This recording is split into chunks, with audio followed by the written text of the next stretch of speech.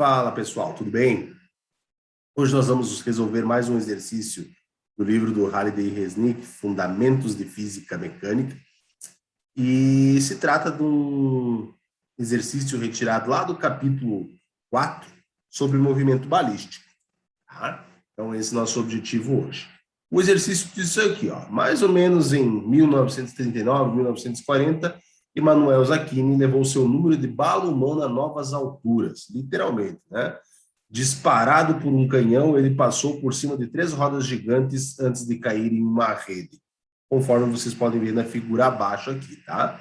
Suponha que ele tenha sido lançado a uma velocidade de 26,5 metros por segundo em um ângulo de 53 graus. Letra A. Tratando Zacchini como uma partícula, determine a que distância vertical ele passou da primeira roda gigante.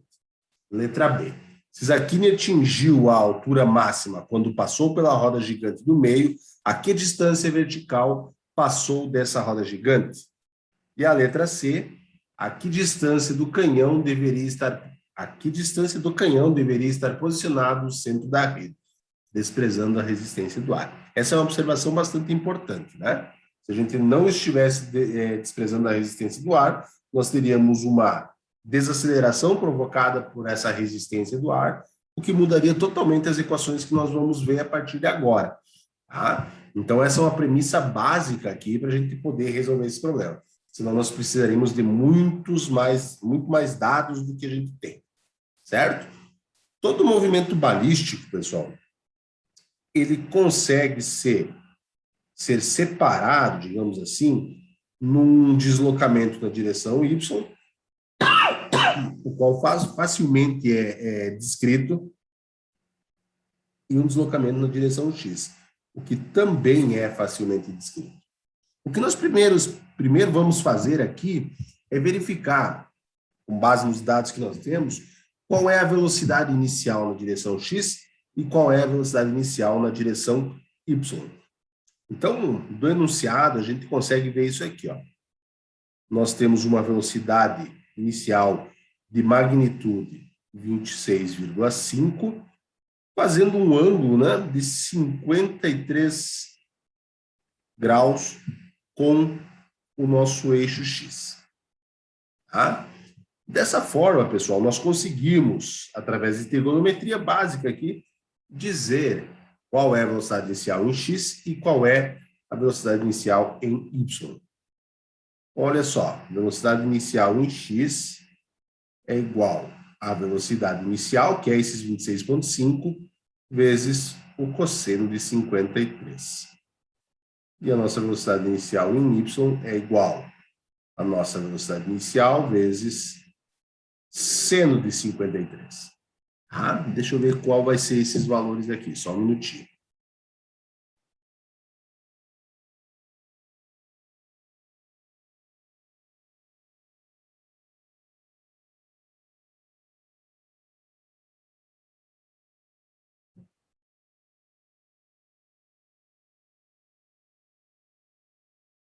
(15,95 metros por segundo em X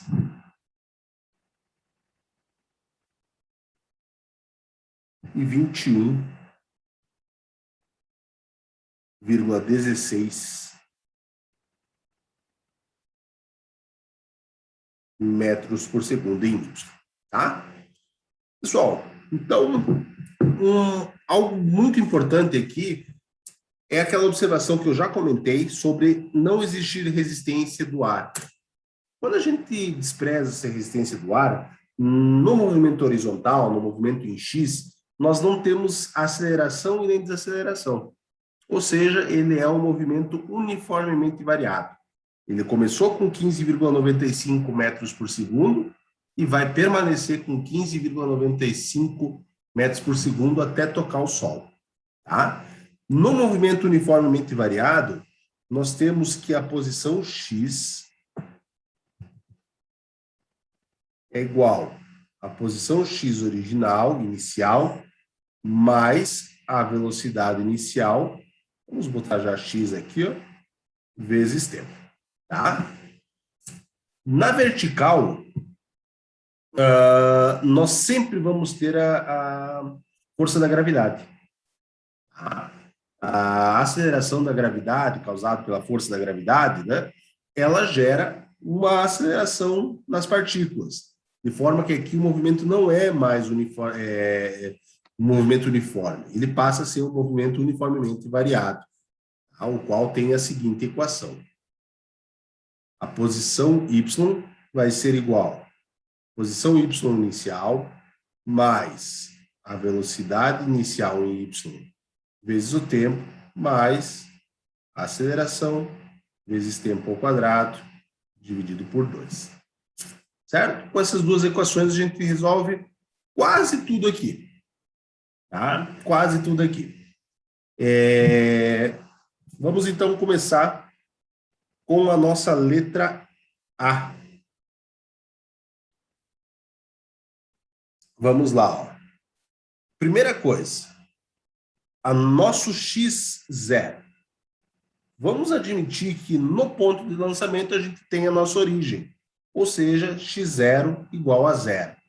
Com isso, a gente tem que x é igual a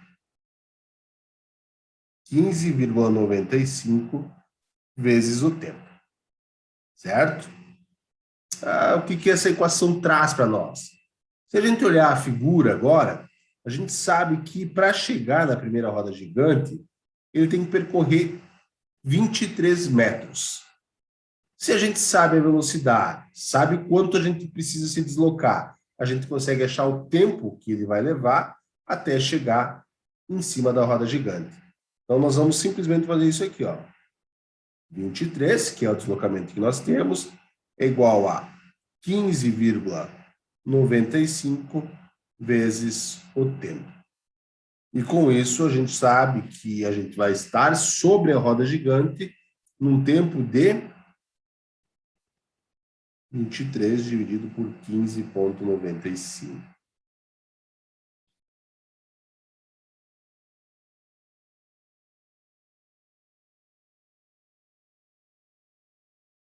Um 1,44 segundos. Ok? Professor, mas eu não sei ainda a que altura vertical ele passou da primeira roda gigante. Ok, não sabemos mesmo. Só que a gente tem todos os dados para montar a equação y, da posição y, e a gente tem a altura da roda gigante. Se nesse tempo de 1,44 segundos a gente souber a que altura do solo o Zakini está, quando ele foi lançado, a gente vai conseguir, subtraindo a altura da roda gigante, dizer qual é essa diferença de altura. Tá? Então fica algo bem tranquilo de se resolver se a gente pensar dessa maneira. Tá? Então, olha só, vamos escrever essa equação da posição y com base nos dados que nós temos. A nossa posição inicial y, ela não é zero, conforme vocês utilizaram na equação x. Porque aqui, ó, no gráfico, pessoal, ele diz que o Zakini ele foi arremessado a partir de uma posição com altura de 3 metros. De forma que a gente tem, então, a posição inicial 3. Ok? Mais a velocidade inicial y, nós temos 21,16 vezes o tempo. A aceleração da gravidade, ela é uma aceleração negativa, sempre apontando para o centro da Terra.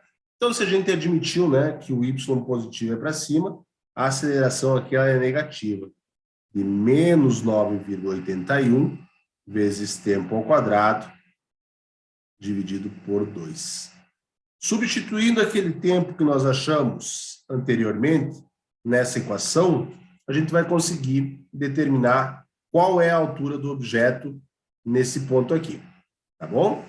Então, vamos dar uma olhada aqui o que a gente tem. Y vai ser igual a... Vamos resolver aqui.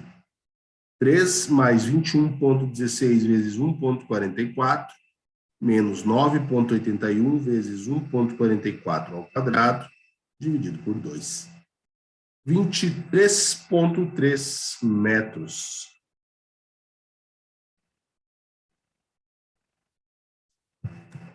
Beleza.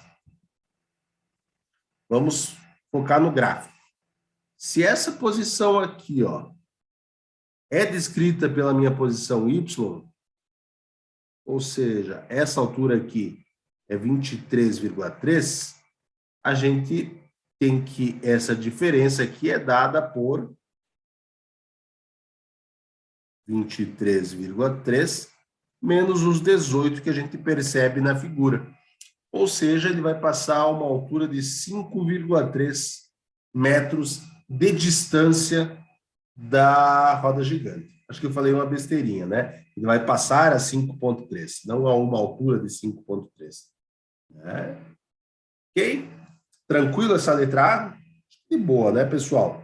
Então, a resposta é 5,3. 5,3 metros. Letra B.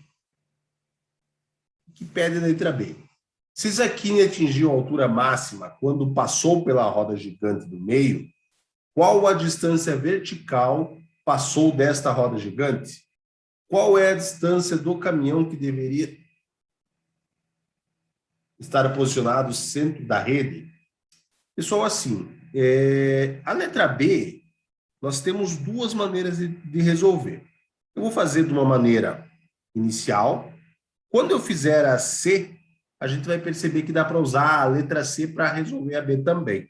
Tá? Mas vamos fazer da maneira inicial.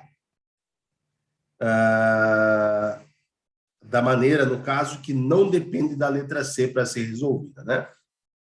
Quando eu chego no ponto máximo da curva, a gente tem uma condição que é show de bola. A velocidade naquele ponto, ela é zero, porque eu estou subindo até aquele ponto. Quando chega na velocidade zero, a gravidade faz eu voltar. Tá? Então, na extremidade do movimento, na extremidade superior, a gente tem uma velocidade y igual a zero. Se a gente lembrar um pouquinho das nossas equações, a gente sabe que, derivando a posição em relação ao tempo, nós temos a velocidade. Ou seja, olha só, a velocidade y, ela vai ser igual à velocidade y inicial mais a aceleração vezes o tempo. E esses todos são dados que nós temos. Ou seja, a gente sabe que a velocidade y é igual a 21,16 menos 9,81 vezes o tempo. Se a gente sabe que a gente está procurando o instante que a minha velocidade fica zero, eu faço isso aqui, ó, Vy igual a zero, né? Então, eu substituo ali. E isso vai ser igual a 21,16 menos 9,81 vezes t. Isolando o t aqui, então, nós vamos ter 21,16 dividido por 9,81. 2,16 segundos. Então, é nesse tempo aqui que eu vou estar no ápice, no ponto mais alto.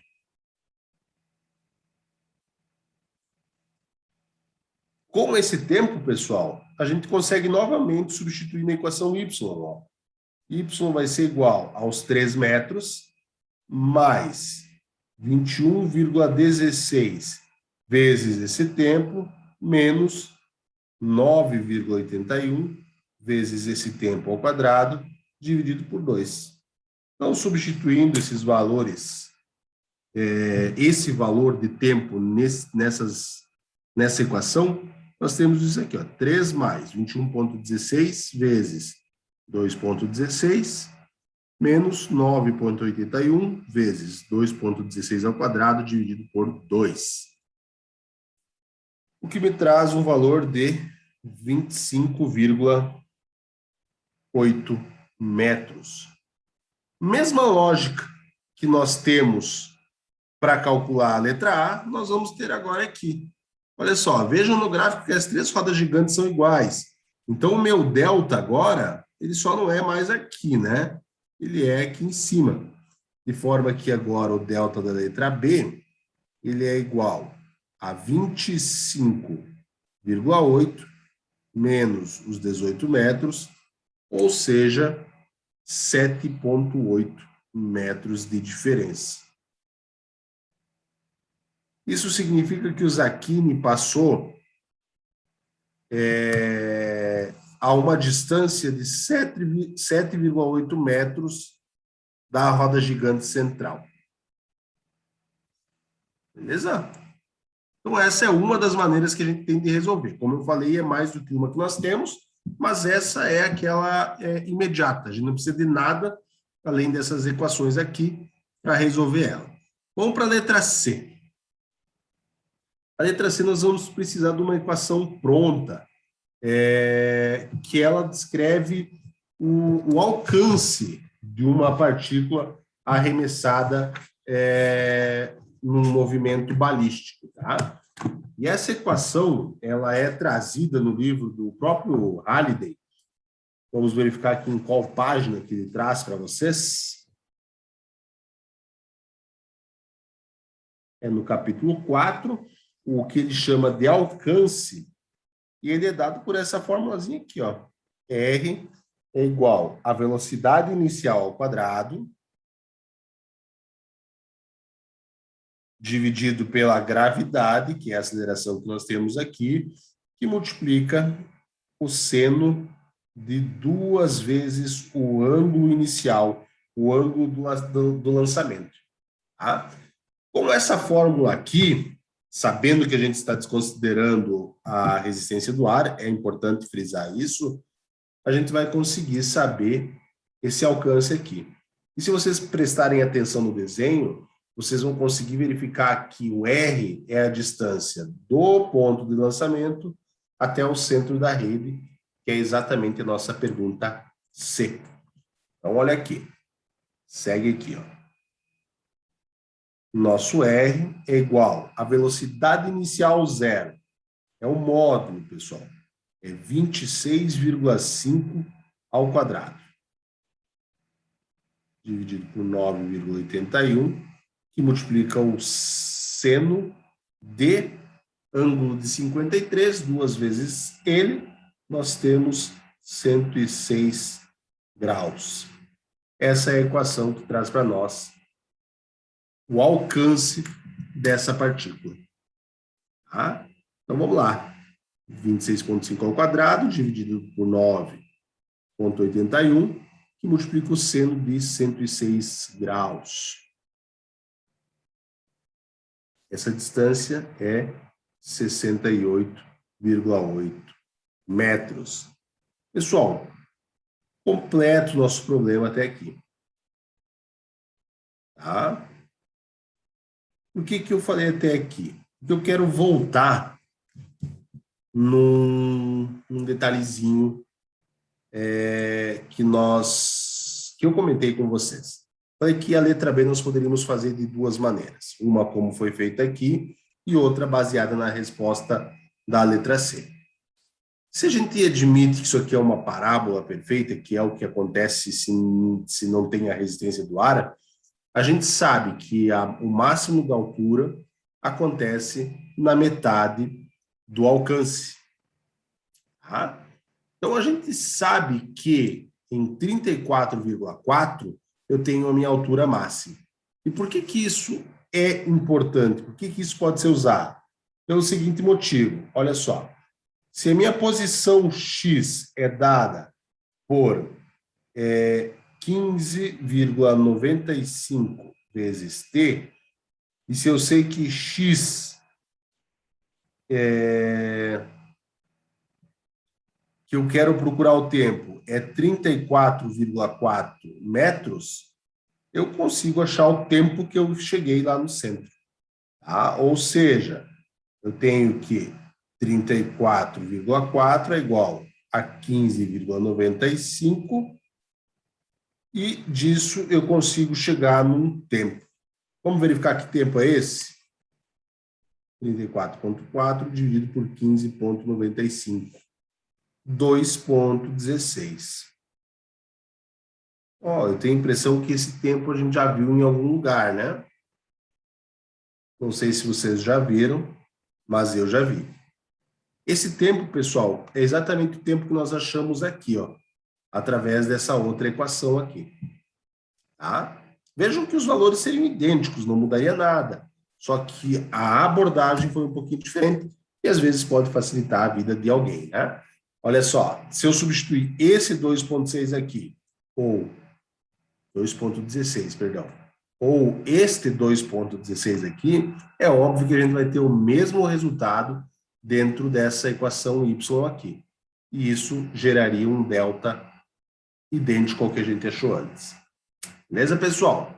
Um abração, então, até o próximo exercício. Valeu!